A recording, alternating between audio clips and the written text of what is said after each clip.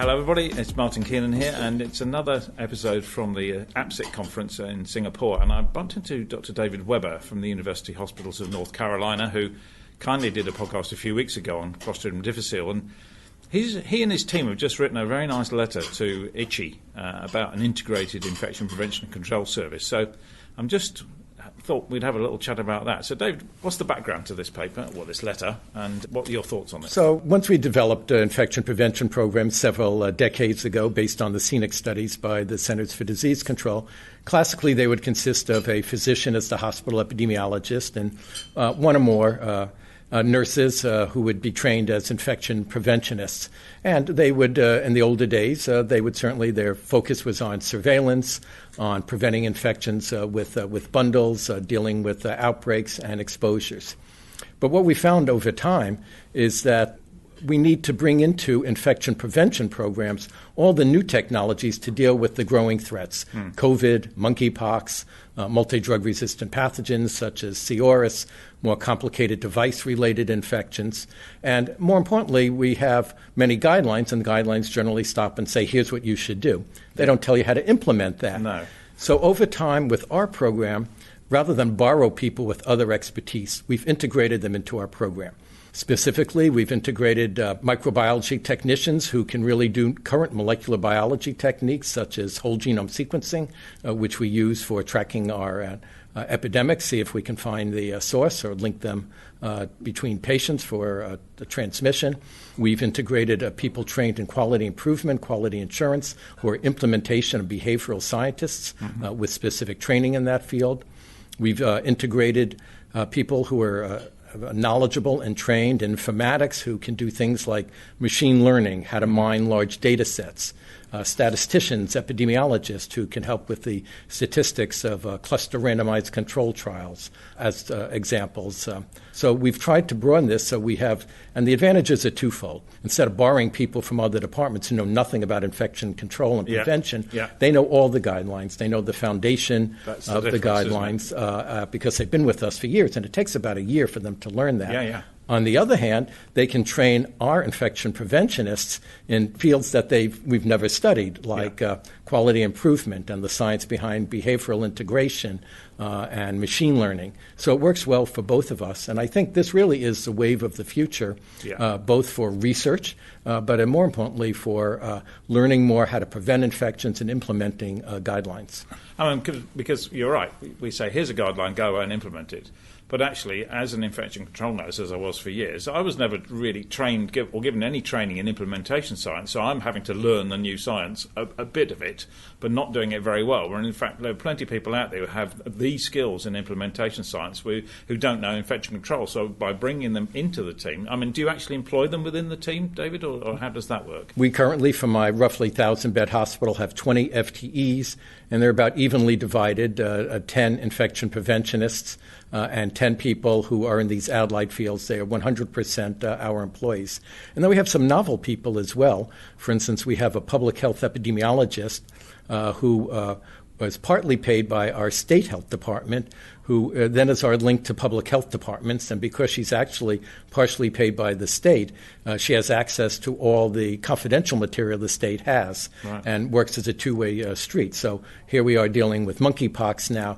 It is enormously beneficial to have someone who can immediately know who's to call at the state for us to get vaccines, therapeutics, the latest. Always hear about the guidelines that the state's going to be developing before they come out. So again, there's some unique aspects to our program as well. Okay, and antimicrobial stewardship, is that incorporated within the team as well and integrated within the team, or does that still sit maybe with pharmacy or somebody else? So it is somewhat separate and somewhat allied. So the Director of Infection Prevention, Dr. Sigrid Bennett, who has a PhD in epidemiology, also serves as the Administrative Director of Antibiotic Stewardship.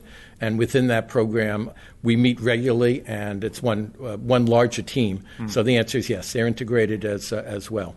Now, you nicely outlined the traditional infection control team, which was a doctor and a nurse.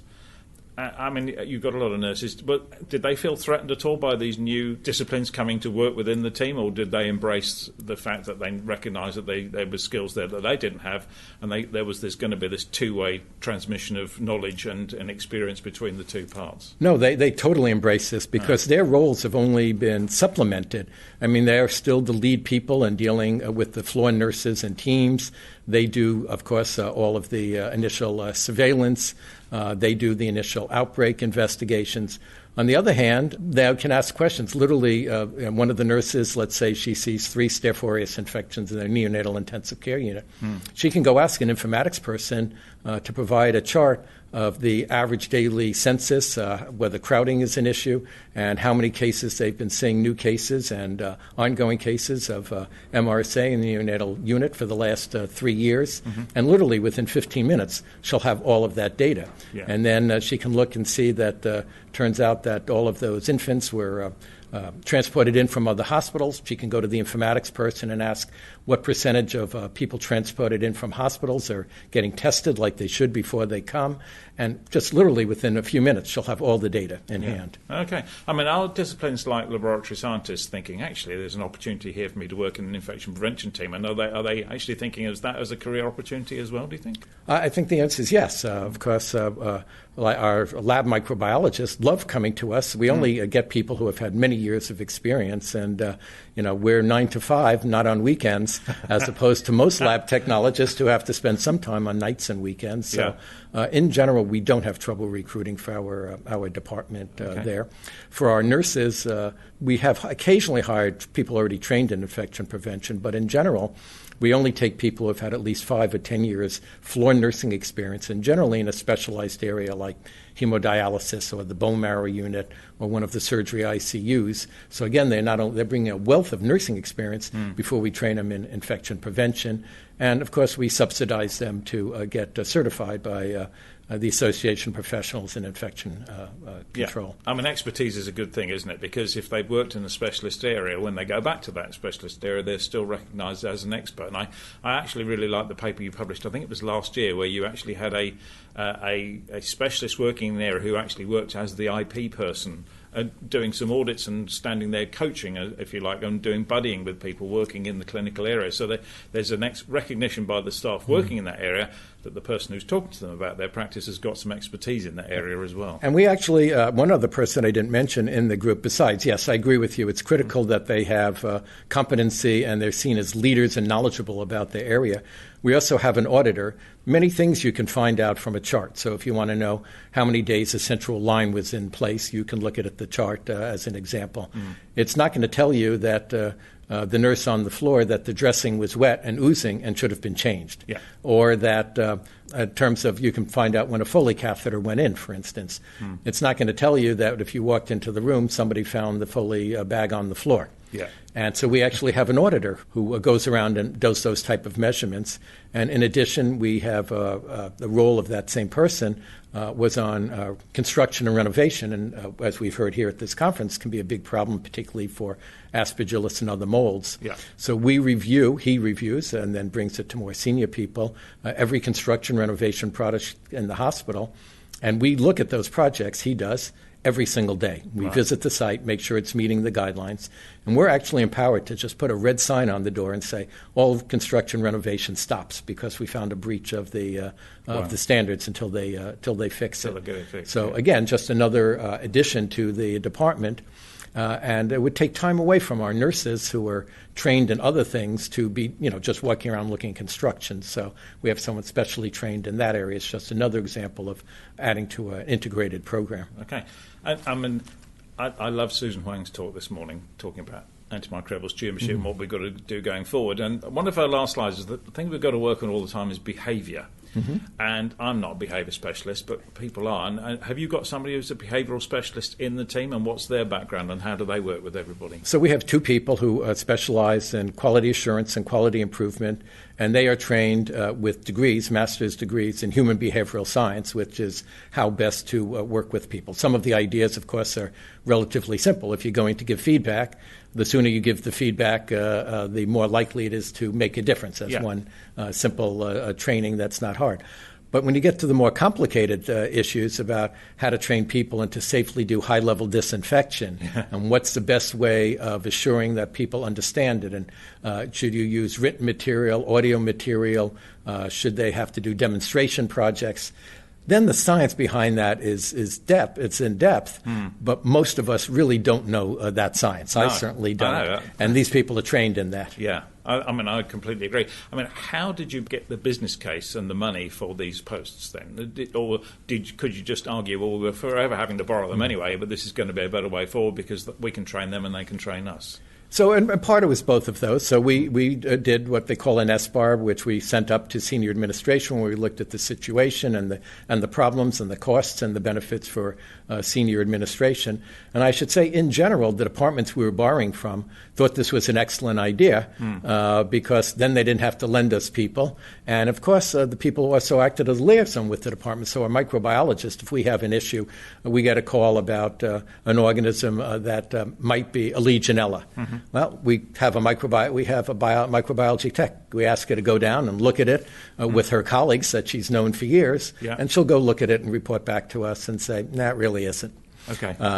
So, again, it works well as a liaison to the other departments there, and they find that really they're very supportive of that. Another issue is things in infection prevention are very specific. So in a human microbiology lab, they're not trained in how to do environmental samples, and at least in the U.S., not only not trained, but under the way they're accredited, they're not allowed to do environmental samples. Yeah.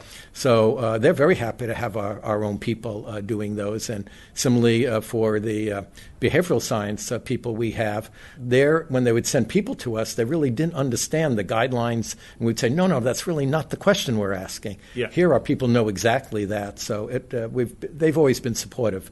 Nobody has said that they really want to be siloed and contain that. And our administration has obviously supported us with the funds to hire these individuals. I mean, is this a common setup in the States, or are you pretty No, unique? I think we're at the forefront of on the bell-shaped curve of early adopters, the top 5%. Other things we do is we have what we call infection control liaisons. Again, even a department of 20 people, which by U.S. standards at least, and I suspect many standards, is very large. Yeah, it's still a hospital with 1,000 beds and 13,500 employees. So we're just one apple in a big barrel. You are. So every department has an infection control liaison. Including, so it's the nursing departments like the medical intensive care unit, but the procedure areas like the cardiac cath lab or hemodialysis. And we meet with them regularly, and they're our eyes and ears in individual departments. So they bring us problems, but they're also boots on the ground 100% of the time in the department saying, well, you're not really following the right procedure for X, Y, or Z. Because we meet with them monthly and we give them lectures on different aspects. So, and we have dozens of those people. So are they volunteers, or are they told you're going to be the liaison? Because I've had that sort of model in the past, and if every ward or department has to have a liaison, they'll just say, it's you. They're not necessarily that engaged, and they're just told they've got to do it. Or are they people who have expressed an interest and want to work with you, and therefore that was likely to work better?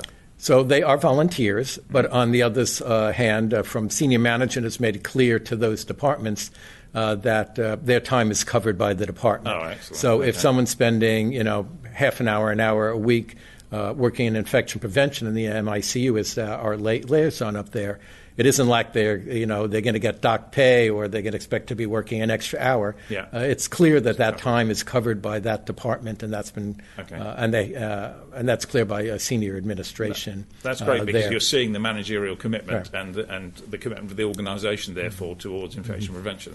And many of them are nurses. They don't have to be nurses. We have respiratory therapists. We have environmental service workers. We have technicians of various specialties, and again, they bring us their expertise and act as a two-way liaison with those departments for us. Yeah. I mean, Brett Phil and I had a chat a few weeks ago where we decided that we weren't experts, but the team can be expert, and I think your letter outlines how a team, an integrated team, can cover all the bases, if you like, and with expertise in all the different areas. So how long has it taken you to actually build up to this level? Because you won't have suddenly just employed 20 extra people or 10 extra people. I would say it's probably taken in the range of 3 to 5 years really to build the team the way the way we want. And, of course, as I've said, both training our infection preventionists and training these, we really plan on a year to train somebody. Obviously, it's a continuous process, but we really does take a substantial period of time to do you get train turnover? them. Do people come in and think, actually, this isn't for me, and they disappear, or do they come in and actually really embrace it and they tend to stay? We have very little turnover. What turnover we have, besides people retiring, is, we're a department of 20, and it's a wonderful place to work, and people love the human interactions and the teams we've built. But there isn't a lot of potential upward mobility. Yeah. So over the years, we've had a few people who want to get a more senior position, head nurse or somewhat more senior position. Yeah. And we really don't have much upward mobility. We only have 3 people in the leadership team. Not within the department, though, because plenty of people have gone into infection prevention in the UK and learned lots of skills that actually are very transferable to other settings, and then they've gone into nurse management and ended up as nurse directors, which is also great because you have a nurse director who understands IPC as well, so that's not necessarily a bad thing either. No, and that's true. And then the other way we've lost people, it's occasional. We actually strongly encourage our people to continuing education. And so we've had some of our staff, a number of them have gotten master's degrees, some PhDs, and then moved on to positions, as you've just mentioned, that for which they can use their talents in leadership, and when we don't have an opening for that. And we encourage them to continue their education because, again, it only benefits us. And I'm fortunate being at a large university that has 5 health affairs schools. So we have the medical school, a dental school, a nursing school, a pharmacy school, and a school of public health, all literally within feet of each other. You can just walk out the building into the next building. And so people who want to continue their education in other areas or add to their education, as many of them do, it's relatively easy. And they do get free courses, so they don't have to pay for them. Yeah, well, I can tell you can see the level of enthusiasm for infection prevention coming from your organisation and the number of papers you constantly publish as well. So thanks very much, David. I've really enjoyed this, and I really like the letter. I've thoroughly enjoyed the discussion. I'm sure you may be at the beginning of the bell-shaped curve, but hopefully quite a few other people will follow you down that route. So I really appreciate your time. Thank you. And I do think this is the future of, if we really want to get to zero with healthcare-associated infections, this is the tools you need to get to that endpoint. So thank you. Thank you very much. Thanks very much. And for everybody listening, see you again on another edition of Infection Control Matters.